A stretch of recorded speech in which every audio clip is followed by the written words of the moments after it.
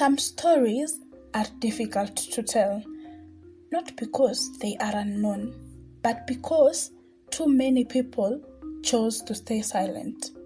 This is the story of a girl born into tradition, raised without a choice, and forced to become a woman before she even understood what life was.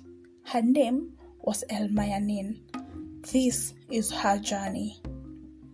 Elmayanin was born in a traditional family. She was the daughter of a respected local chief. From the day she was born, her life had already been decided. In her community, women were not expected to dream. They were expected to serve. A girl's role was clear: to cook, clean, fetch water, tend the animals, and one day become someone's wife.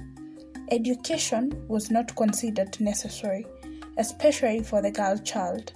But Elmayanin was different. Every morning, she walked kilometers to school. Her feet dusty, her body tired, but her heart was full of hope. School was more than a place of learning. It was her escape, her rebellion, her chance at a different life. On that long walk to school, there was a boy who liked her. They walked together, laughed together, and for a while, life felt light.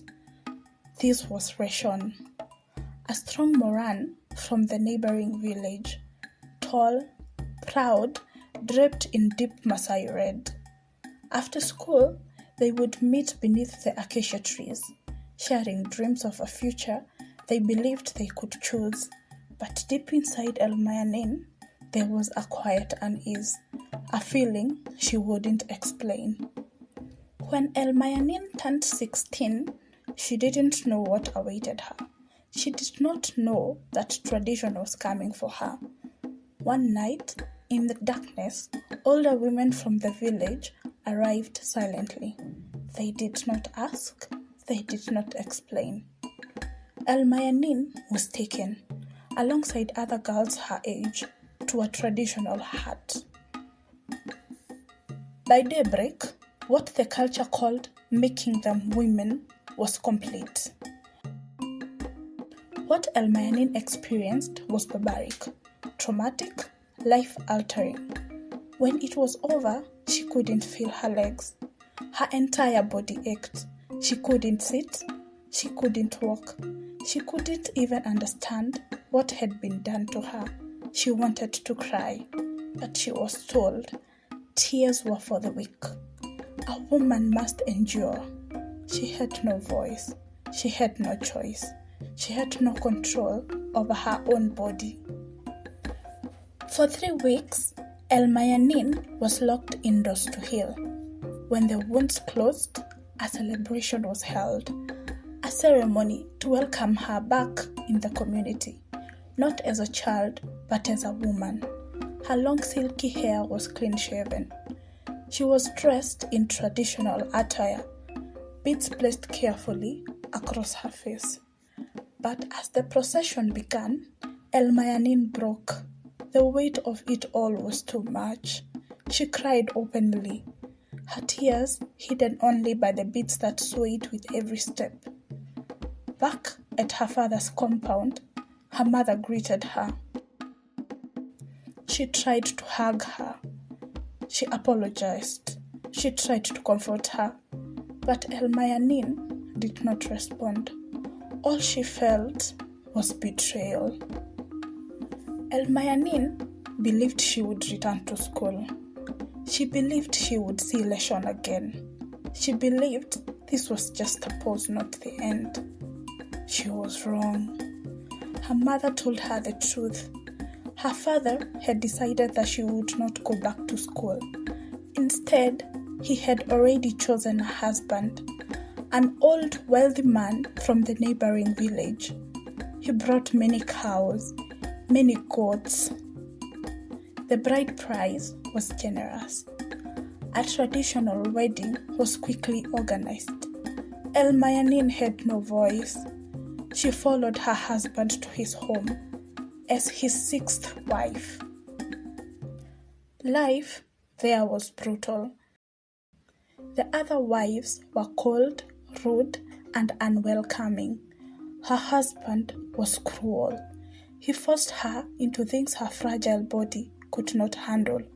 When she resisted, he beat her black and blue. Before long, she was pregnant. The realization overwhelmed her. In less than 1 year, she had been a child, then a woman, then a wife, and now she was expected to be a mother. She didn't even understand what pregnancy was. By what she could only call God's grace, the months passed quickly. When labor came, nothing happened. For 3 long days, Elmayanin screamed in pain. Finally, her mother made a desperate decision. They rushed her to a hospital far from the village, using the village's only tricycle. Her screams echoed through the air the entire journey. At the hospital, doctors realized the truth. The mutilation done to her the year before made childbirth impossible. She was rushed into surgery, but it was too late. Her baby was gone. When Elmayanin woke up and was told the news, she had no tears. In a weak voice, she whispered to the doctor, "Please help me." The doctor knew of a rescue center for girls like her. He made arrangements. Elmayanin was taken away. She received therapy, care, and safety. She later returned to school, and she chose a new name to signify a new beginning, Maya. The center only supported education only to secondary school. Still, Maya pushed forward. Against all odds, she made it to campus. There, she met other girls, Jane, Abby, Marie, and Sarah, who would become her friends. Their survival methods were questionable, but together they formed a sisterhood that gave her strength. Their stories were heartbreaking, but together they healed. Years later, Maya returned to her village, not as a victim, but as a survivor. She built a center for girls, a safe place where girls would be protected, educated, and supported until they finished school. A place she once needed. A place that now stood for hope. Because sometimes the strongest voices are born from silence. If this story has moved you, share it. Because these stories is how change begins. Thank you. Please continue subscribing to support me. Like, share, subscribe, and tell your friends about Matty Tales. Till next time, bye!